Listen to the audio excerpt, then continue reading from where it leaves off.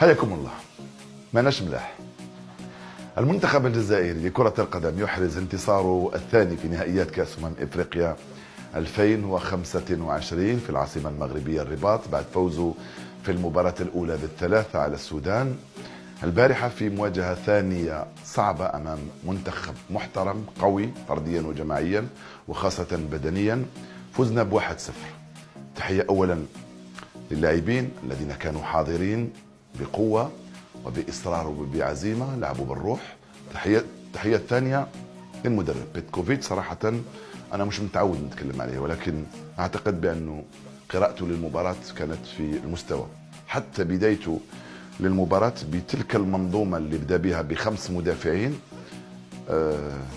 رايان أيت نوري متقدما على الجهة اليسرى، وبعدين عرف يسير مجريات المباراة بعد إصابة حجام حوالي بعد ربع ساعة لعب من انطلاقة المباراة. غير النمط، دخل بونجاح ورجع أيت نوري كمدافع أيسر، وصرنا نلعب كما لعبنا المباراة الأولى. وبعدين يحدث أمر آخر، يصاب المدافع الأيمن شرقي، يعاود يرجع لنفس منظومة اللعب اللي كان ناوي يبدأ بها المباراة. يدخل زين الدين بالعيد في وسط الدفاع، نصبح نلعب ب3 في الارتكاز، أيت نوري في الرواق الأيسر، ويدخل على الجهة اليمنى المدافع الأيمن اللي صنع فارق كذلك، اللي لعب المباراة الأولى كأساسي.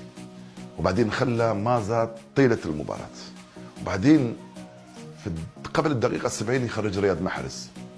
فهم بأنه ضغط راح يكون علينا، لازم يأمن المنظومة الدفاعية، وعارف بأنه بالهجمات المعاكسة نشكلوا خطورة. وبعدين رغم أنه البوركينابيين استحوذوا على المباراة على الكرة في الشوط الثاني، ولكن احنا اللي كانت عندنا أخطر الفرص بالفضل الهجمات المعاكسة.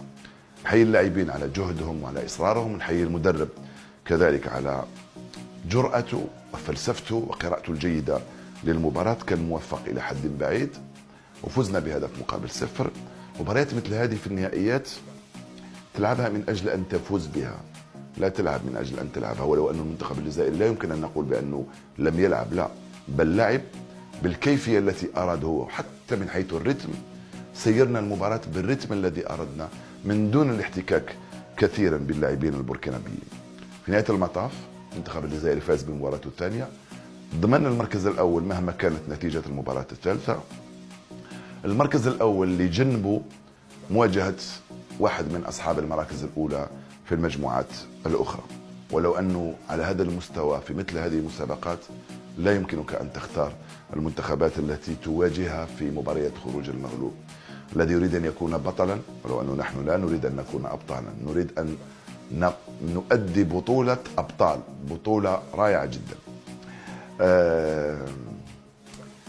مباريات هذه تلعبها من أجل أن تفوز بها، ولكي تفوز بها يجب أن تكون لديك لاعبين بالإضافة للمهارة الفردية والجماعية عندهم تلك الروح العالية وعندهم ذلك الإصرار. الجميل في المنتخب الجزائري، خلينا نبقى في هذه النشوة، هو أن المدرب عنده خيارات كثيرة جدا في طريقة اللعب اللي حاب يلعب بها، ب3 ب5 ب4، بمهاجمين، بمهاجم واحد، بلاعبين أيضا مختلفين. اليوم لم يدخل بولبينا ولم يدخل كذلك حاج موسى، لأنه لم يكن بحاجة إليهما أو إلى أحد منهما، بل كان بحاجة إلى ترتيب الأمور الدفاعية. اليوم تكلمت كثير على الجانب الفني والتكتيكي، لأنه عجبني كثير الوجه اللي ظهر به المنتخب الجزائري، وعجبني المردود، واعتقد بأننا في منحنى تصاعدي. ومع ذلك نعود نكرر كلمة اللي يحبوا يقولوها الكثير من الجزائريين في الكرة: ماناش ملاح. السؤال الأول اللي طرح علي: ما رأيك في تغيير رياض محرز؟ أعتقد بأنه ولا واحد فينا كان يتوقع أنه رياض محرز يخرج إلا المدرب. في نهاية المطاف أعتقد بأنه كان عنده حق، لأنه المدرب شاف بأنه في حاجة إلى منظومة دفاعية. رياض شوية ناقص في المساهمات الدفاعية، ولو أنه في هذه البطولة في المباراة الأولى رجع كثير، في المباراة الثانية أيضا قام بدوره الدفاعي كما ينبغي. إخراج رياض محرز كان أعتقد نقطة تحول. أنا كنت خايف يكون لها تأثير معنوي ونفسي على اللاعبين، في نهاية المطاف لا، لأنه حتى اللاعبين فاهموا سبب التغيير وماذا أراد أن يفعل المدرب. وبعدين فائدة الكبرى لو شفتوا الصورة الأخيرة في المباراة، رياض محرز مجمع اللاعبين في وسط الميدان ويتكلم معهم القائد، مش اللي خرجوا المدرب، لا، القائد اللي عارف بأنه هو القائد فوق أرضية الميدان، في كرسي الاحتياط، في المدرجات، في غرف الملابس، في الفندق، في الحصص التدريبية، في الحافلة، في كل مكان هو القائد، لأنه معولين عليه كثيرا وعلى حضوره. أعتقد بأنه كان موفق. السؤال الثاني يتعلق بالمنظومة الدفاعية. لا، أنا لا أعتقد بأنه منظومتنا ضعيفة. احنا عندنا انطباع بأنه فيه شوية هشاشة. صح، في وقت ما لو نرجع للماضي كانت فيه شوية هشاشة، لذلك اليوم لو لاحظتوا دخل يلا نقول 5، لا تحول إلى 5، دخل ب4.